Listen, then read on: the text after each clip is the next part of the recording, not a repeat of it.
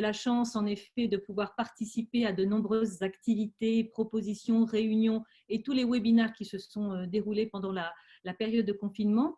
Et donc, nous, on a pris contact avec l'équipe Femmes et Challenge et on s'est dit, apportons aussi notre contribution. Et notre contribution, en l'occurrence, c'est une expertise que nous avons développée en matière de veille stratégique. Donc, Optimea, c'est un cabinet de conseil, comme nombreux il en existe en Normandie. Nous sommes 3 associés et nous intervenons sur 3 champs d'activité que sont la stratégie, le digital et le marketing. Et Bruno Marie, qui va être un peu le fil rouge de ce webinaire, a tout au long de sa carrière développé une vraie expertise en matière d'intelligence économique et de veille stratégique. Donc, à partir de cette connaissance-là, quand nous avons créé notre cabinet, nous nous sommes dit qu'il fallait qu'on puisse faire en sorte finalement que l'ensemble des entreprises, quelle que soit leur taille, qu'elles soient une TPE, une PME ou une ETI, puissent avoir accès à la veille stratégique de manière très simple. Et c'est comme ça que nous avons créé notre outil iScan, qui d'ailleurs a été, je dirais, accompagné par BPI France pour justement sa simplicité d'usage et par l'innovation par l'usage. Donc, c'est un peu notre fer de lance parce que finalement, on est parti d'un constat quand nous avons je dirais, développé ce produit, c'est que les dirigeants passent 80% de leur temps à chercher de l'information qualifiée et simplement 20% à la traiter. Donc, nous, on a voulu finalement changer ce paradigme et c'est un petit peu ce qu'on vous propose ce soir, c'est finalement d'aborder en 3 temps finalement la veille stratégique au bénéfice de votre entreprise. Dans un premier temps, donc Bruno va intervenir un peu sur les éléments clés de l'intelligence économique. Après, il va vous parler un peu des pratiques, des différentes pratiques de veille, parce que finalement, bien sûr, la solution qu'on va vous présenter en est une, mais finalement, la veille, c'est un travail quotidien que l'on peut faire dans son entreprise. Et le 3e point de son introduction sera sur comment je prépare finalement mon plan de veille pour qu'il soit le plus efficace et le plus efficient possible. Dans un 2e temps, on vous fera une démonstration à partir de notre outil. Donc, c'est Bruno et Léa qui feront la démonstration et on la fera à partir d'une étude de cas pour vous montrer un peu le fonctionnement et la démarche intellectuelle qu'il faut mettre en place pour justement pratiquer la veille et qu'elle puisse être finalement un véritable outil d'aide à la décision pour votre entreprise. Parce que c'est bien ça dont il s'agit, c'est comment finalement je trouve une information pertinente, qualifiée, finalement parfois un petit signal faible qui va faire que ça va venir confirmer ma stratégie ou finalement me la faire décaler ou mettre en alerte. Et puis, le dernier point, on finira finalement par un jeu de questions-réponses via le chat. Et puis, juste un dernier point à vous dire, ne soyez pas surpris, on va faire en sorte que vous ayez le replay, comme à l'accoutumée, sur la chaîne YouTube Femmes et Challenge. Et puis, le PowerPoint que l'on va dérouler ce soir, il vous sera bien sûr aussi proposé. Mais écoutez, je laisse la parole à Bruno dans un premier temps et à Léa. Et puis, je vous souhaite un bon webinaire et à tout à l'heure pour les questions-réponses.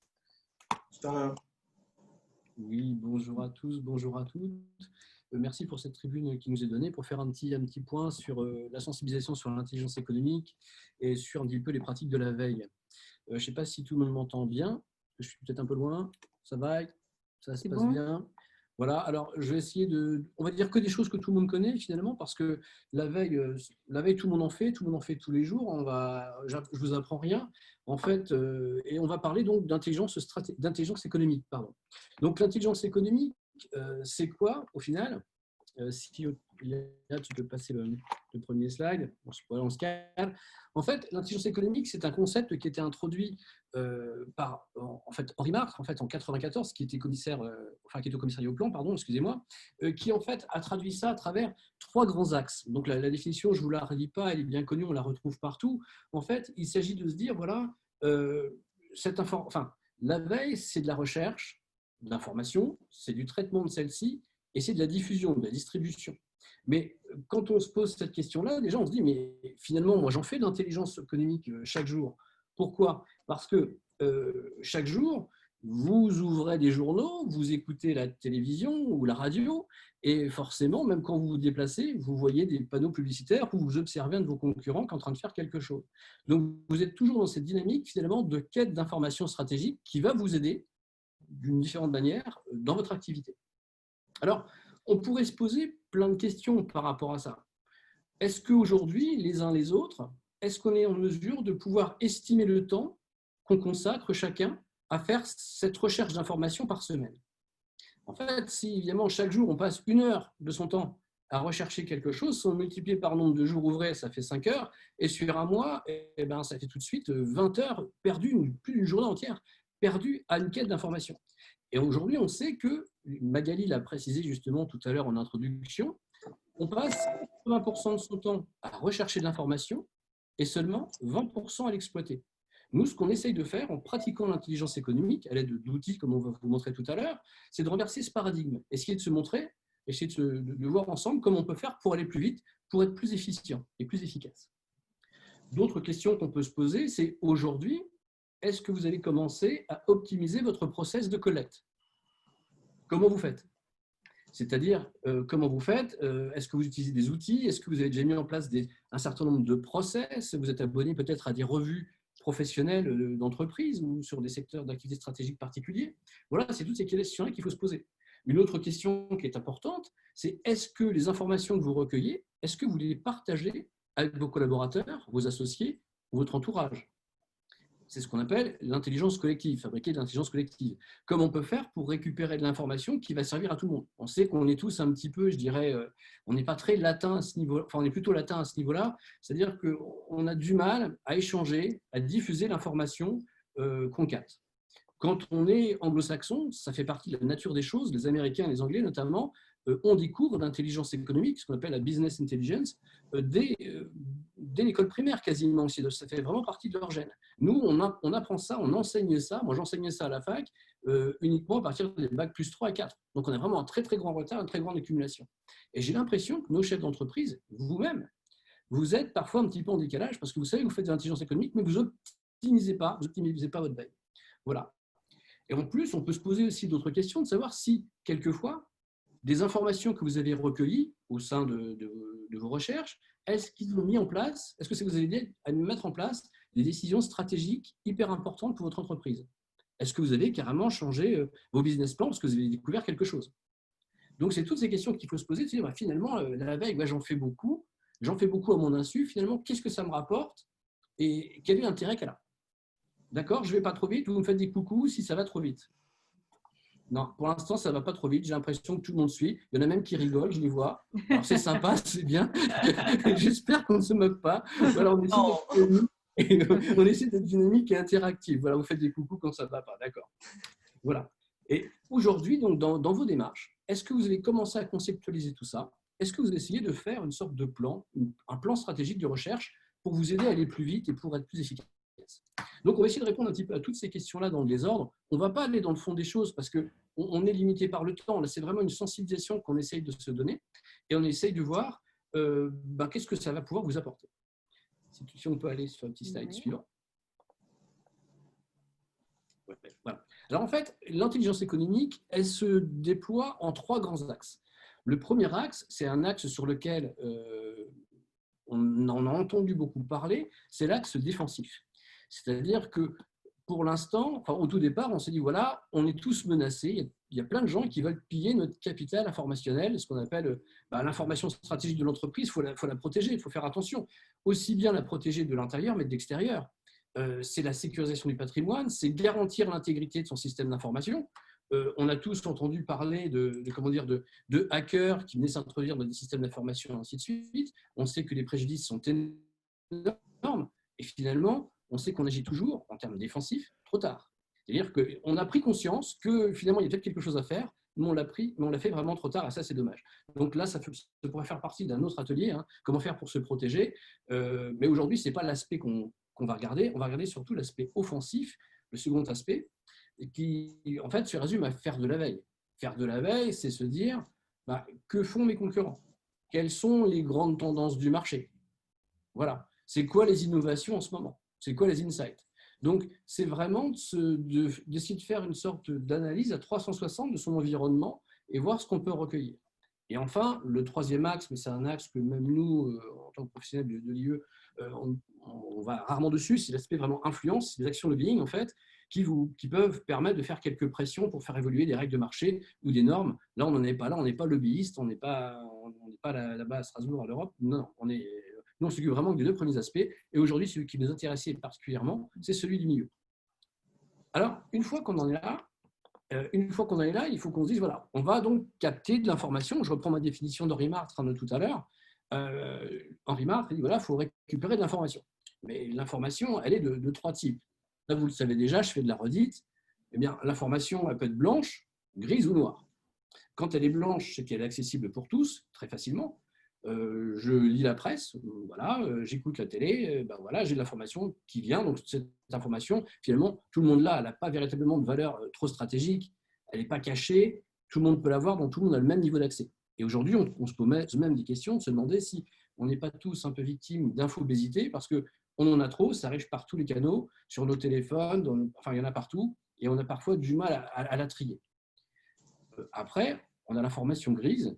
L'information grise, c'est celle qui va nécessiter un petit peu plus de moyens et de méthodes d'investigation pour essayer de la récupérer. Ou tout simplement, le fait de s'abonner à une revue, par exemple, professionnelle. Donc, il faut payer pour la voir, puis il faut attendre pour la recevoir. Ça, c'est ce qu'on va considérer comme de l'information grise. Et enfin, l'information noire, donc ça, évidemment, quand on fait de l'IE, enfin, d'intelligence économique, on s'en défend toujours, parce que c'est le côté obscur du truc. C'est ce qu'on appelle, en gros, l'espionnage industriel. Vous avez tous entendu parler de tous ces coups fourrés qui ont eu lieu, des gens qui viennent faire des cambriolages pour récupérer de l'information, des gens qui posent des micros, voilà, qui font des captations vidéo de très loin. Enfin bref, il y a plein de systèmes aujourd'hui qui font qu'on est obligé de vraiment de plus en plus de se protéger. Et si on regarde bien, il n'y a pas besoin d'être vraiment un pirate pour faire quoi que ce soit, parce qu'on considère aujourd'hui que plus de 80% de l'information est ouverte, elle est blanche, et on peut la voir librement. Notre logiciel, celui qu'on présentait tout à l'heure, lui s'intéresse vraiment à cette partie-là. Le reste, ça ne va pas faire partie de notre spectre.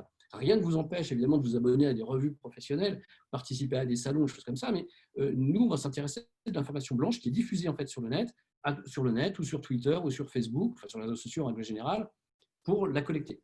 Voilà, tout simplement. Alors, il y a énormément de types de veille qui existent. Vous avez entendu parler de veille normative, de veille marketing, de veille innovation. Moi, j'ai voulu faire juste un petit zoom ici sur deux types de veille différentes qui vont vous intéresser dans votre activité. La première, ce sera la veille commerciale. En fait, on s'intéresse à quoi? On s'intéresse au marché, on s'intéresse évidemment à l'activité de ses clients et de leurs besoins. On peut s'intéresser aussi à récupérer des appels d'offres, qu'ils soient privés ou publics, afin de faire du business, parce qu'on en est tous là. On peut aussi, par le biais de sites en ligne, s'intéresser à la santé financière de ses clients, de ses fournisseurs. Voilà, on a plein de choses. Alors, comment on va faire ça? On va faire ça par des fois le bouche-oreille. C'est vrai que quand on va en visite chez un client, finalement, quand on va le rencontrer, quand on échange avec lui, bien, mine de rien, si on est malin, on récupère plein d'informations. Pareil avec ses fournisseurs. On a tous aussi des contacts. Moi, je me rappelle aussi de clients qui m'ont payé, c'est super, pour aller déjeuner au restaurant. Parce qu'on savait qu'à telle table à côté, il y allait y avoir des personnes qui étaient là. Moi, j'écoute, et puis les gens parlent très très fort, et finalement, vous recueillez de l'information dans tous les restaurants d'entreprise. Donc voilà, même si ce n'est pas super classe, mais n'empêche que vous récupérez pas mal d'informations. Naturellement, vous le connaissez très très bien, vous achetez aussi des produits pour vérifier à quoi ils ressemblent, si ça fonctionne, et vous inspirez parfois des produits ou des services que proposent les autres pour pouvoir vous en servir. Enfin, vous utilisez évidemment Internet, les réseaux sociaux, vous utilisez peut-être des outils spéciaux qui sont dédiés à la captation d'informations ou d'appels d'offres, comme on disait tout à l'heure, ou vous êtes abonné à des revues, des magazines. Alors, ça peut faire de la veille commerciale, ça peut avoir plein d'intérêts, vous l'imaginez bien. J'en ai cité que quelques-uns ici. Citons simplement orienter le message commercial de l'entreprise, d'identifier de nouveaux marchés et de nouveaux prospects pour développer son activité, ou tout simplement surveiller son image, ou parfois même son réputation. D'accord? La veille concurrentielle, elle est un petit peu similaire. À part qu'on est davantage dans le domaine de la stratégie, on pourrait s'intéresser, par exemple, à qu'est-ce que je voudrais savoir? Quelles sont les politiques tarifaires de mes concurrents? Ça peut être hyper intéressant. Qu'en est-il du recrutement chez mes concurrents ou dans telle ou telle société? quels sont les accords qui peuvent être passés entre tel et tel, est-ce que ça va avoir une influence sur mon marché à moi? Alors, comment on va faire? La même méthode, hein, on va utiliser Internet, les sites web, les réseaux sociaux, on va essayer de récupérer des rapports d'activité, peut-être des livres blancs, on pourrait essayer aussi d'aller à des salons pour récupérer de la documentation commerciale. Moi, ça m'est arrivé de payer pour aller assister à des salons et pour choper un certain nombre de docs et d'informations comme ça qu'on va pouvoir puiser. C'est vrai qu'il faut le préparer en amont, mais ça peut être aussi une extraordinaire source de veille, les salons. Pourquoi? À quoi ça sert faire de la veille concurrentielle? Bon, bah ça, je ne vous apprends rien. C'est pour vraiment identifier ses concurrents. C'est pour anticiper plein de choses, pour ajuster son argumentation commerciale et mettre en place une nouvelle stratégie commerciale qui sera plus efficace, plus adaptée, plus efficiente, qui va permettre de gagner des parts de marché. Voilà. Est-ce que pour l'instant, je ne vais pas trop vite? Est-ce que ça va bien? C'est bon. Vous avez le droit de vous manifester, hein, parce que moi, je parle beaucoup, il est tard, c'est la fin de la journée, moi je suis fatigué, vous aussi, alors il faut en profiter, moi je veux des sourires, hein, sinon moi j'arrête tout, je coupe tout, on déconnecte. Hein. On est d'accord? Voilà. Alors, on va passer au slide. Voilà. En fait, quand on fait un petit peu d'IU et de veille, on est obligé de s'intéresser à ce qu'on appelle le cycle de l'information. Alors, ce n'est pas un gros mot, c'est simplement de se dire, voilà, en fait, quand je lance une phase de recherche, j'ai besoin d'un certain nombre de choses. Déjà, j'ai besoin de savoir ce que je vais chercher. Ça vous paraît hallucinant, mais moi, j'en ai cours à la fac et parfois, quand je lance mes étudiants sur des sujets, aussitôt, ils prennent Internet, ils sont sur Google, ils font des requêtes dans tous les sens, parce que je leur ai montré comment on faisait des requêtes avec des opérateurs bolés, ainsi de suite. Donc voilà, bon, ils sont tout contents. Et puis finalement, ils ne se sont pas posé la question initiale de savoir, mais c'est quoi? Qu'est-ce que je cherche? De quoi j'ai besoin? Quels sont vraiment les axes de développement prioritaires de ma recherche? Donc, c'est là qu'on va commencer à définir ce qu'on appelle un plan de veille. On va essayer de bien cerner les choses et de ne pas partir dans tous les sens. Parce que, comme on l'a dit tout à l'heure, on risque d'être victime d'infobésité, on va en avoir partout, on va avoir énormément de bruit, ce qu'on appelle du bruit, et on ne sera plus du tout en mesure de récupérer les signaux faibles qui nous intéressent. Parce que généralement, ce qui nous intéresse, c'est de récupérer de l'information que les autres n'ont pas. On est bien d'accord. Okay, donc, on va donc définir la position stratégique de l'entreprise et ses axes prioritaires. Après la deuxième phase qui va arriver, vous allez voir, on a fait un schéma, on a fait quelque chose de très très beau là. Vous allez voir. Voilà. Donc, c'est la phase de recherche d'informations et de collecte. Alors, comment on procède? On peut procéder à la main, bien sûr, mais si on se pose vraiment les questions, quand on utilise un moteur de recherche, que ce soit Google, Bing, Quant ou bien d'autres, généralement, on s'arrête à la première page. 9 personnes sur 10, en tout cas, font ça. Ça veut dire qu'on se prive de plein d'informations qui sont derrière, on ne va jamais les voir. Et inutile de vous dire que celui qui est classé 3e, 4e, 5e page, évidemment, on ne va jamais le voir, celui-là, on ne le retrouvera jamais. Mon métier initial, moi, c'était de faire du référencement, je le fais encore d'ailleurs beaucoup, faire du référencement pour les entreprises. Donc, je vois bien celles qu'on ne trouve pas, ils sont derrière, mais ce n'est pas parce qu'elles sont intéressantes qu'on ne les trouve pas. C'est parce qu'il y a un enjeu tellement commercial et concurrentiel pour se positionner dans la première page que parfois, des gens qui ont même des produits hyper intéressants, on va les trouver qu'après. D'accord? Donc, on va rechercher de l'information, on va la collecter. Donc, on va la collecter, on va s'arranger aussi pour ne pas la perdre. On va essayer de la classer, voilà, parce que des fois, on récupère plein de trucs et puis on ne sait plus où on les a mis. Donc, ça demande un petit peu d'organisation. D'accord? Et puis après, la troisième phase, évidemment, c'est la phase qui est hyper intéressante, c'est le traitement. Qu'est-ce que je vais en faire de cette information-là? Parfois, d'ailleurs, cette information-là, elle nécessite des outils, parce qu'on ne peut pas tout faire à la main. On peut imaginer des grands tableaux Excel qui vont nous permettre de trier l'information, de la restructurer, et ainsi de suite. Ou de la mettre, visuellement de façon différente, avec des cartes heuristiques, par exemple, pourquoi pas. Okay, donc, première phase, je définis mon besoin, je commence à faire de la recherche, je collecte, j'enregistre, hop, et je l'analyse. Et à partir de ça, normalement, si tout se passe bien, on va pouvoir en retirer quelque chose. Ça veut dire qu'une fois que cette information-là, elle est produite, généralement, c'est qu'elle a un usage. Si on n'est pas content du truc, on va relancer le cycle d'information pour avoir des choses beaucoup plus précises et beaucoup plus intéressantes. Et si elle nous convient, effectivement, on va la remettre au cycle en cycle parce que finalement, une information qui est valable à un moment précis, peut-être que dans une semaine, ce ne sera plus du tout la même chose. On peut imaginer que, je sais pas, une innovation vient de sortir ou qu'un concurrent vient de proposer une nouvelle offre. Donc, il faut toujours rester en alerte. C'est-à-dire que plus on va faire de la veille, plus normalement on devra en faire. C'est-à-dire qu'on aura toujours de plus en plus de sujets à sonder et à exploiter. C'est pour ça que ça marche en cycle. Donc, vous avez bien compris la démarche de vous dire que plus finalement vous allez commencer à vous y intéresser, plus ça pourrait être chronophage, même si on s'organise et qu'on a les bons outils. Ça veut dire quoi? Ça veut dire qu'il va falloir automatiser un certain nombre de process. Il y en a peut-être déjà qui le font à travers d'outils de syndication de données, par exemple, ou des outils de curation de données. Aujourd'hui, nous, on a essayé de proposer en répondant à ce besoin-là par rapport à nos clients. On s'est dit, faut qu'on trouve un moyen de leur faire gagner du temps dans ce process-là, de garder toujours toutes ces veilles activées et de les alerter au moment où il va se passer quelque chose de différent, ou une évolution va se produire. D'accord? Et c'est à partir de là, et là, c'est là que ça fait une super transition, qu'on va pouvoir vous faire la démonstration d'Icecan avec Léa. Je vais me reposer un petit peu et je lui cède la parole. Alors, je vais partager mon écran. N'hésitez pas à poser des questions sur le chat pour qu'on y réponde après. Alors, je vais recommencer.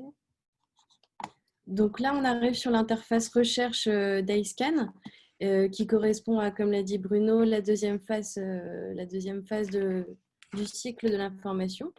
Donc, Icecan s'utilise avec des mots-clés. Je vais prendre par exemple le domaine de la logistique, par exemple le dernier kilomètre.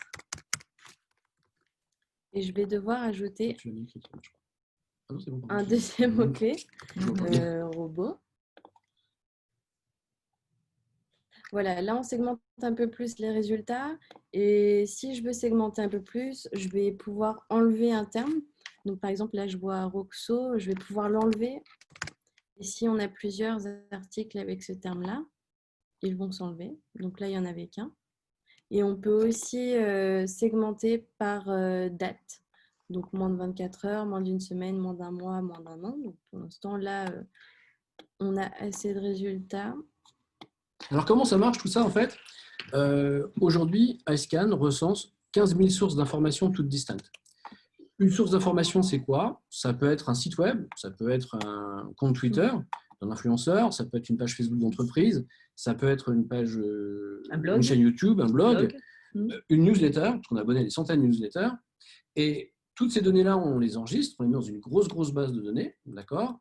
Et cette base de données-là est stockée, d'accord? Et à partir de ce moment-là, nous, chaque nuit, on envoie nos petits robots sur nos 15 000 sources d'informations, ils vont capter toute l'information qu'on n'a pas déjà récupérée. Donc, dès qu'il se passe quelque chose, on sait forcément dans la nuit. D'accord? Voilà. Donc déjà, avant de voir un article, je vais enregistrer ma veille. Donc, je vais l'appeler dernier kilomètre. Je vais l'enregistrer dans un dossier, donc dans mon dossier démo. Et on y reviendra plus tard. Et là, je vais choisir un article qui m'intéresse. Donc là, je vais prendre cet article-là. Il y a une image. Je clique dessus. Donc voilà, là, on arrive sur mon article. Celui-là m'intéresse. Donc, je peux l'enregistrer dans un dossier. Donc, je parlais de mon dossier démo. Je vais l'ajouter encore une fois là. Confirmer. Je peux commenter l'article, par exemple.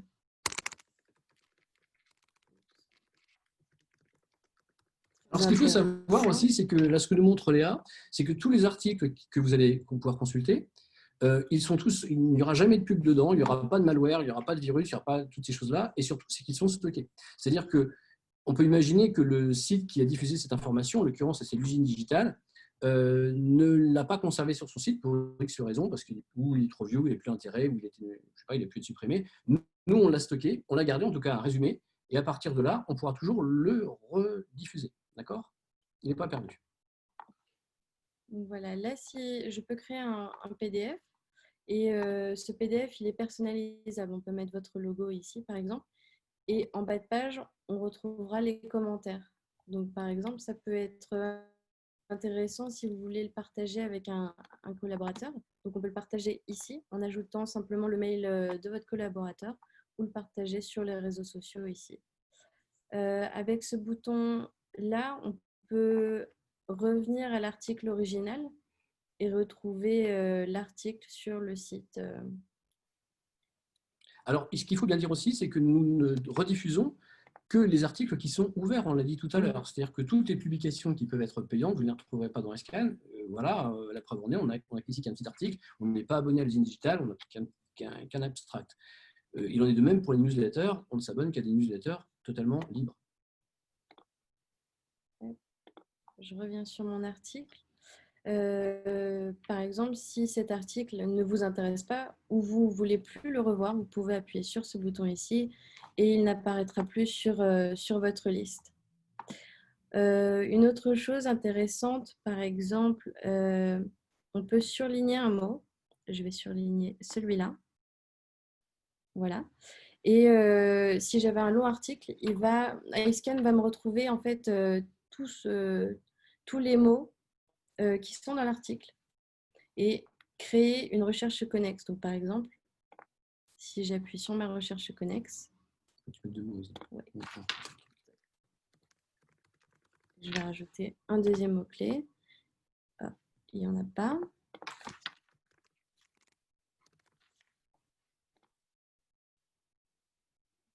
Voilà, là, j'aurai tous mes résultats avec le mot e-deliver for you. Je vais revenir à ma page. Celui-là.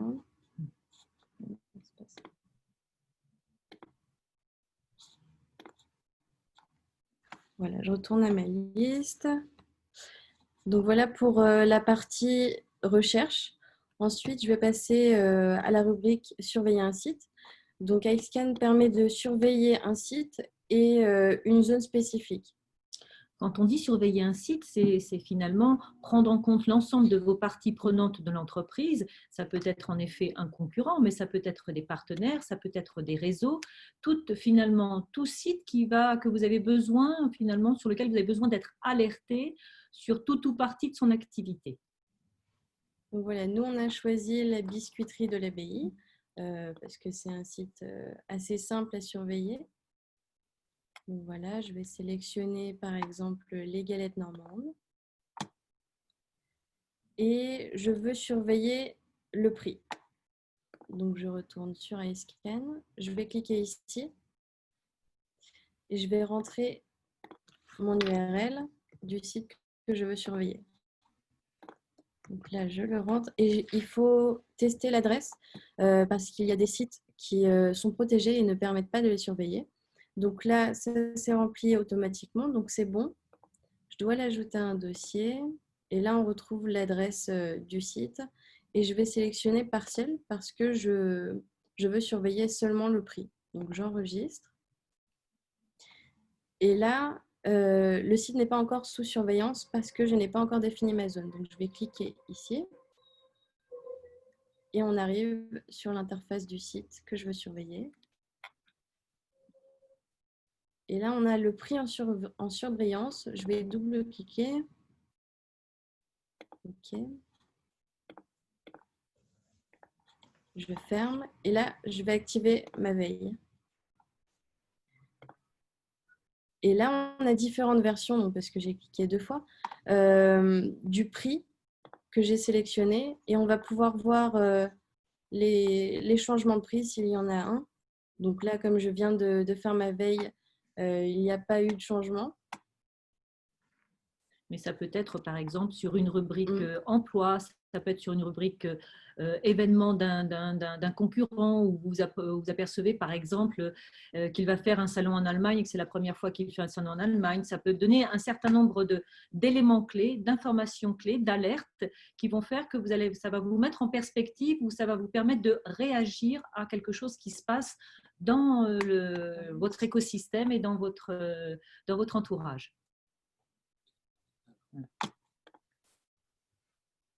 Je passe à la rubrique appel d'offres. Donc ici, iScan va générer tous les appels d'offres de marché public générés par le BOAP et le JOU. Donc, par exemple, je vais chercher tous les appels d'offres sur la toiture. J'ajoute mon mot-clé et là, j'ai 35 résultats. On peut aussi segmenter par département. Par exemple, je vais prendre la Normandie,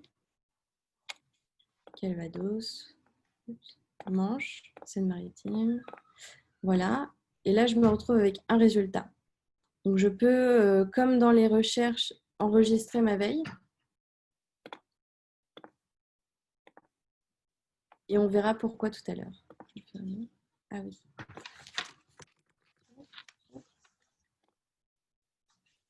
Voilà, c'est enregistré.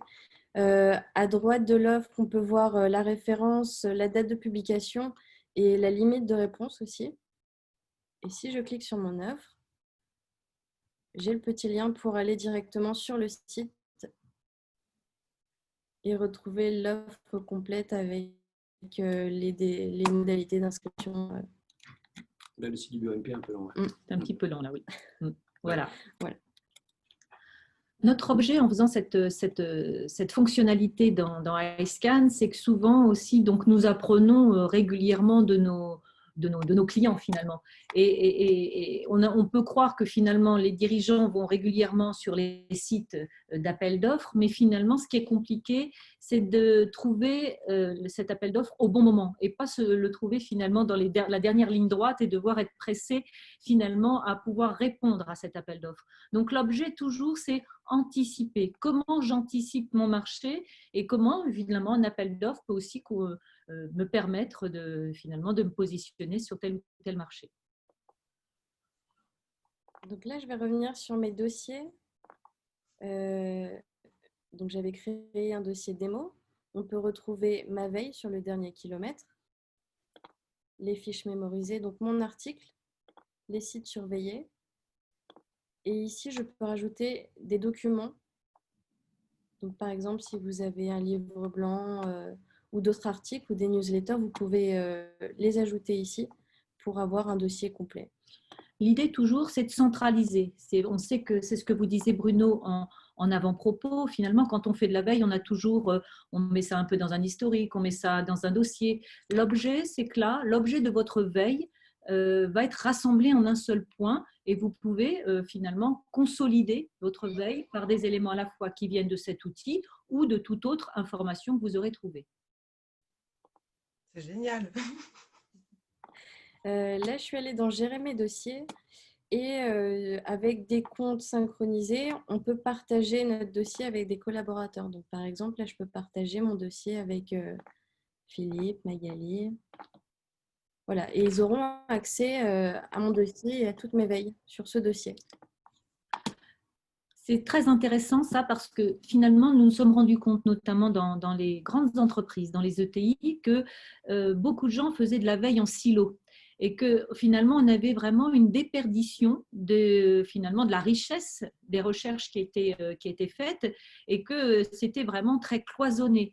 L'idée, là, avec ce petit outil, c'est de faire en sorte, en effet, qu'on fasse de l'intelligence collective, comme le disait Bruno, mais qu'aussi nous puissions, je dirais, aller chercher et susciter, titiller finalement son petit collègue d'à côté sur une information ou peut-être trouver quelque chose que lui-même n'a pas trouvé. Donc, on est vraiment dans le partage et de faire en sorte que cette information soit le plus, je dirais, la plus impactante possible dans tous les domaines de l'entreprise. Alors là, je vais aller sur mes préférences et je vais choisir ma période d'envoi des alertes de veille. Donc, l'intérêt d'enregistrer ces veilles, c'est de recevoir, par exemple, moi, tous les lundis, une newsletter avec tous les nouveaux articles. Alors, je vais en montrer une.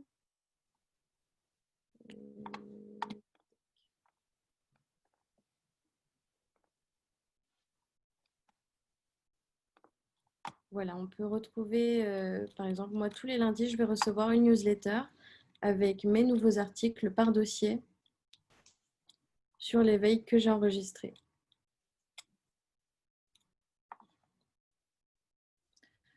Notre idée, c'est de vous soulager l'esprit aussi, c'est-à-dire que vous savez que vous n'allez pas perdre quelque chose, vous n'allez pas passer à côté de l'information. Pour autant, vous l'aurez tellement bien préparé aussi que vous n'allez pas vous retrouver avec des milliers de choses à lire. Ça va être quelque chose de condensé, d'accessible, pratique, et que vous avez les quelques lignes qui sont dans la newsletter que vous allez recevoir, et finalement, vous allez stop ou encore, c'est-à-dire oui, ça m'intéresse, non, ça ne m'intéresse pas, ça m'interpelle, je vais plus loin, et comme ça, ainsi de suite, je dirais, vous allez consolider votre feuille et l'enrichir petit à petit.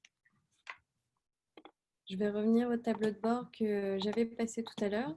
Donc là, c'est pour avoir une vue globale de toutes vos veilles. Donc là, on peut voir que j'ai 3 dossiers, 4 veilles automatisées, etc. Et on peut aussi surveiller les tendances. Donc par exemple, je vais enlever tout cela. Et là, on peut voir qu'il y a eu plus d'articles la semaine 19.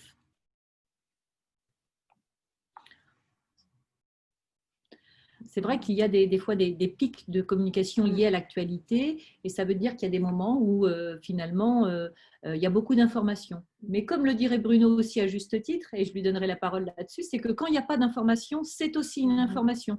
Donc ça vous permet aussi d'un seul coup d'œil de dire tiens, il y a quelque chose qui se passe sur cette thématique-là ou qui ne se passe pas. Et c'est peut-être l'occasion pour vous alors de vous positionner. Bah, voilà, la présentation, je pense qu'elle est faite. Maintenant, ce qu'on va faire, c'est qu'on va se livrer au jeu des questions-réponses qu'on attend nombreuses. Voilà. À vous la parole.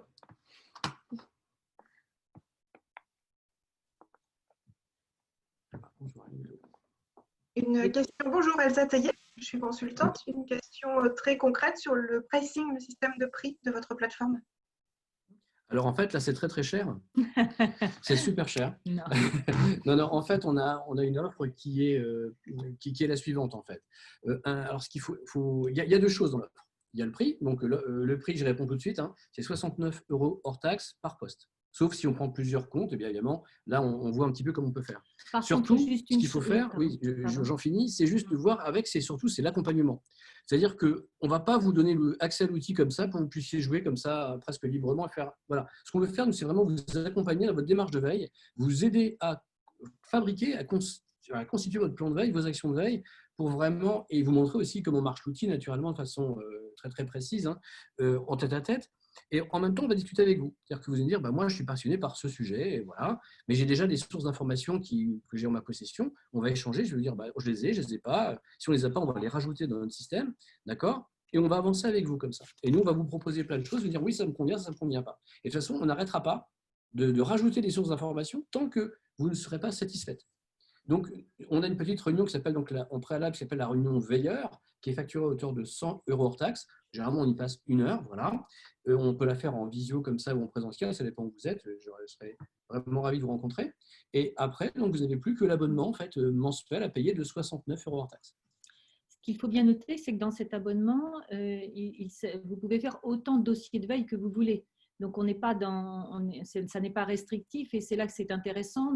Vous dites que vous êtes donc consultante. Ça veut dire aussi qu'en fonction de vos propres centres d'intérêt, c'est-à-dire dans la pratique de votre métier ou dans les dossiers pour lesquels vous intervenez auprès de vos clients, c'est intéressant parce que finalement, souvent, nous, on le vit de la même façon que vous, c'est que de temps en temps, bien sûr, on a affaire à des clients dont on ne connaît pas forcément toujours le secteur d'activité, son environnement, son écosystème, et comprendre un peu comment ça fonctionne. On est toujours finalement, préalablement à l'acquisition d'un nouveau client ou dans sa prospection, on a ce temps-là qui est finalement un temps qui est rarement valorisé, je dirais, financièrement.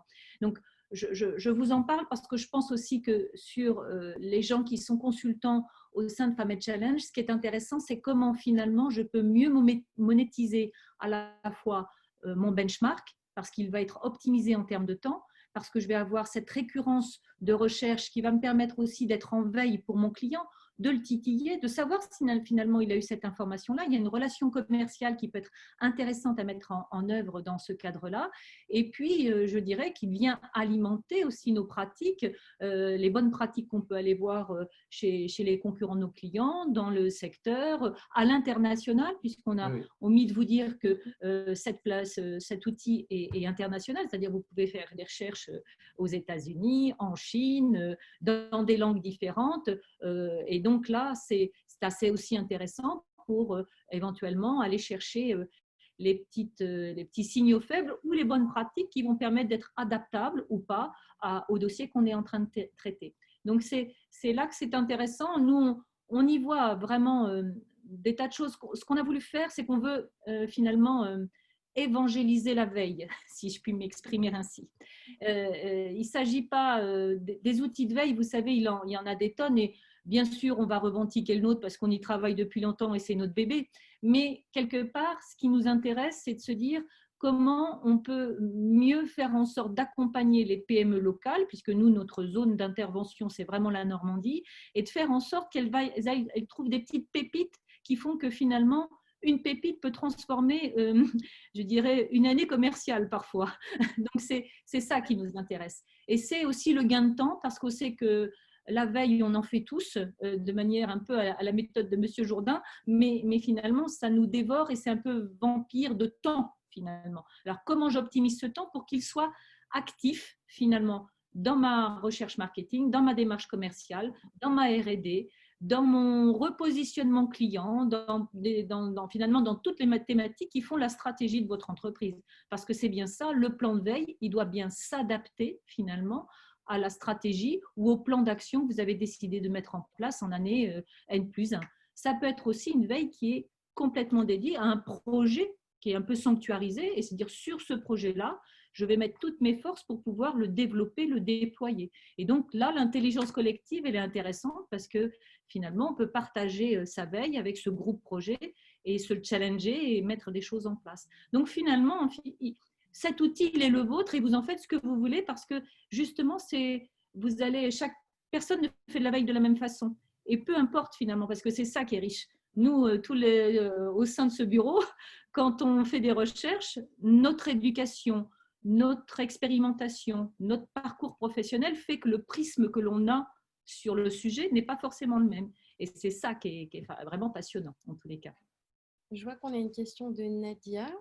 Bonjour Nadia. À quel stade de mon entreprise la veille stratégique est la plus efficace? À tous les stades.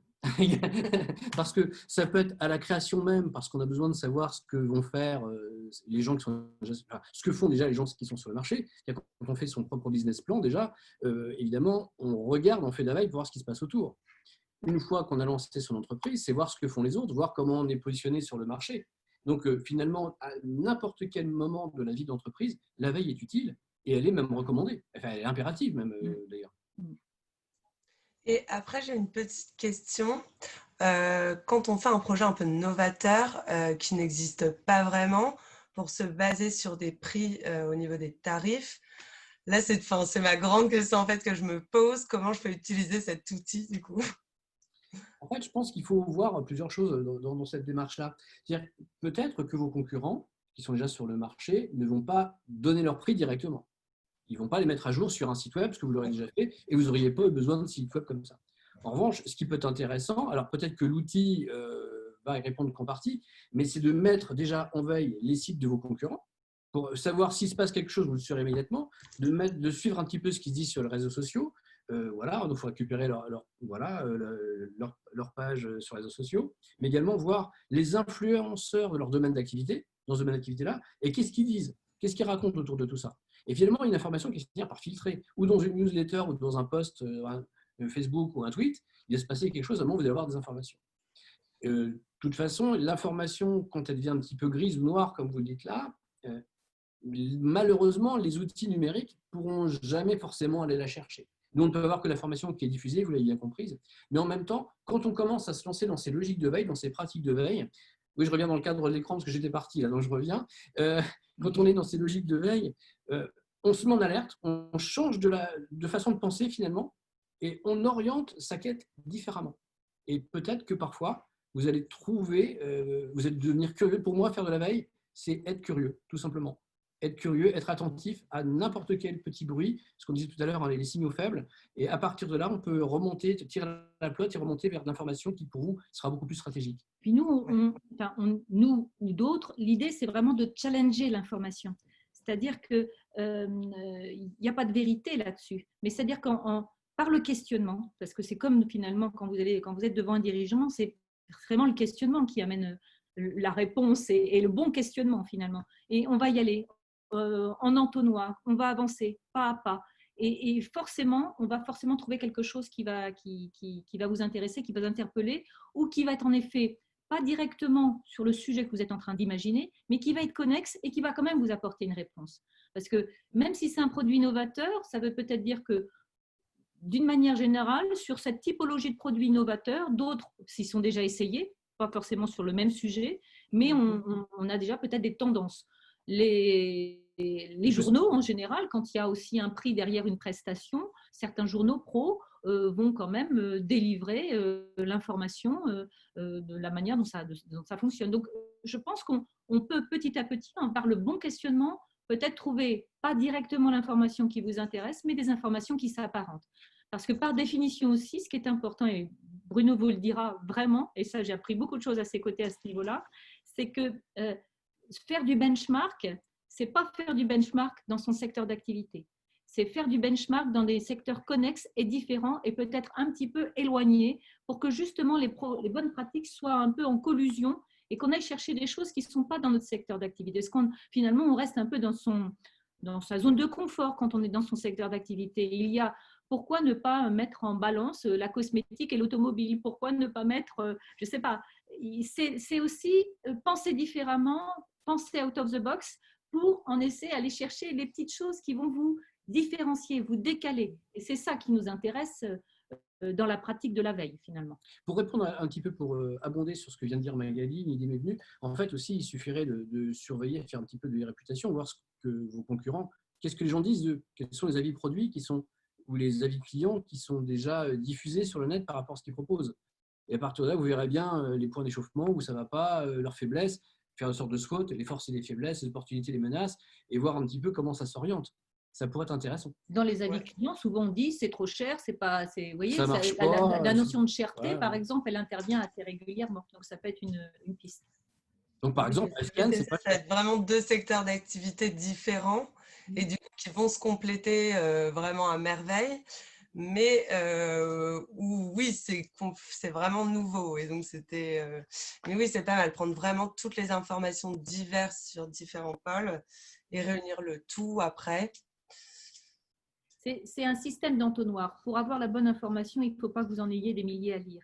Il faut que petit à petit, les questionnements soient tels que, en effet, on trouve de l'information pertinente et qualifiée. Vous avez vu dans la démarche que vous a présentée Léa, on arrive à la fin à une dizaine ou une vingtaine d'articles. Vous êtes en capacité de lire 20 articles, vous n'êtes pas en capacité de lire 3000 articles. Ce n'est pas l'objet. Non, mais voyez ce que je veux dire. L'objet aussi, c'est que ce soit efficace pour vous dans votre pratique de dirigeants d'entreprise au quotidien. Nous, on l'a pris aussi comme ça parce qu'on s'est dit que on sait bien comment ça fonctionne tous les jours. On est Shiva, donc on fait notre propre production parce qu'on produit des choses pour nos clients. On va chercher du prospect, on participe à des réseaux, et puis en plus, il faut qu'on regarde ce qui se passe ailleurs. Donc, il fallait en effet que ça devienne un outil du quotidien pour qu'en effet, voilà, vous puissiez le pratiquer au quotidien et que ça devienne comme je sais pas, quand vous ouvrez votre Outlook, finalement, vous ouvrez Scan, vous posez cette question-là. Justement, sur ce propos-là, je rebondis sur le fait, ce serait comme utiliser Outlook. Est-ce que votre solution pourrait s'encapsuler avec Microsoft Teams, par exemple, comme une appli qu'on peut ajouter aujourd'hui Alors justement, ça fait partie des développements qui vont avoir lieu un petit peu plus tard. C'est une chose qu'on nous demande très souvent. Même aussi de pouvoir l'intégrer dans des CRM. La logique, c'est de dire, voilà, je veux en savoir plus ou je veux avoir de l'information, communiquer à mon client, à mes clients. Oui, d'être collaboratif avec une équipe ou sur un canal donné, en fait. Voilà. Donc en fait, pour l'instant, ce n'est pas le cas, mais ça pourra arriver dans les mois prochains, tout à fait. Ouais, c'est dans les tuyaux. Vous voyez, c'est des questionnements avec vous, des échanges avec les dirigeants, c'est ça. À chaque fois, on a des petites applications supplémentaires qui font, par exemple, la surveillance d'un mot, comme vous le montrez Léa tout à l'heure, c'est venu aussi d'échanges. Et c'est vrai que ça permet une lecture rapide, par exemple, d'un article, c'est très intéressant. Mais c'est surtout que ça permet le rebond. Donc ça, c'est au quotidien dans les pratiques qu'ont les différentes entreprises avec lesquelles nous travaillons sur la veille, que finalement, on fait en sorte d'enrichir ce petit notre outil de petites solutions facilitantes, en quelque sorte. Ça doit être facilitant. Cette outil, la veille, elle n'est pas accessible qu'aux gens qui font de la R&D. La veille, c'est une composante finalement de chacun de nos métiers, et quel que soit le métier finalement. Merci. d'autres petites questions? Comment on peut vous apporter d'autres éléments?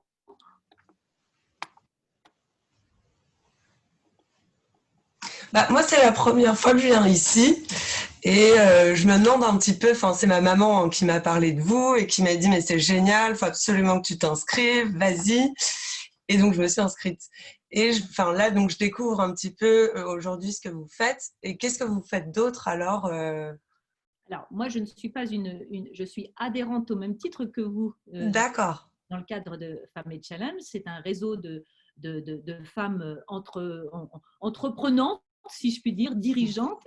Ça a été initié par Léa Lassara, la présidente de la CCI du Havre, et qui a, depuis 2017, créé ce réseau pour renforcer finalement nos compétences.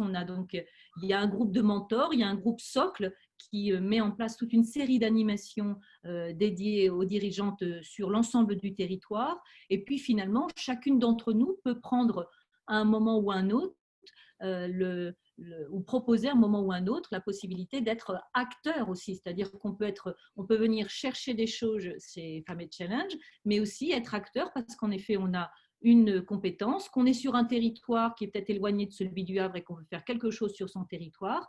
Donc, c'est un groupe ouvert qui, maintenant, c'est à peu près 770 adhérentes, donc c'est pas rien, en si peu de temps. Et c'est un lieu de ressources. Vous qui êtes une jeune femme qui voulait débuter dans le monde de l'entreprise, eh bien, je crois qu'il faut en effet aller sur le site, aller voir les mentors qui peuvent vous aider, utiliser en effet l'ensemble des réunions qui sont mises à disposition. Il y a des workshops, il y a des webinars, il y a toutes sortes de choses. Et je crois que c'est là aussi, vous voyez, c'est une autre forme de veille, de bafouiller, mais c'est aussi d'aller chercher auprès de vos pairs des choses complémentaires qui vont pouvoir vous éclairer.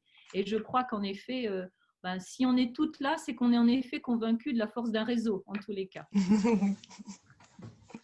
Merci. Alors, on va peut-être aussi, je vais me permettre de passer un dernier slide parce que au nom, en effet, je ne suis pas partie prenante de l'activité même, mais je me fais le relais de la prochaine actualité de Femmes et Challenge. Donc, vous le voyez là sur votre écran, les prochains rendez-vous, parce que finalement, nous sommes le dernier webinaire avant les vacances. On avait une forte pression. Voilà. Donc, j'espère qu'en tous les cas, on vous a intéressé et interpellé, puis on sera à votre disposition. Donc, voilà, les 4 dates, le 30 septembre à Évreux avec un regard croisé, une conférence débat sur le thème de l'ambition et de la prise de risque. Un business time à Louviers et donc, qui se déroulera le 15 septembre. On aura aussi donc des cafés visio qui continuent puisqu'elles ont déjà eu lieu sur toute la période de confinement et le forum qui se déroule en décembre prochain.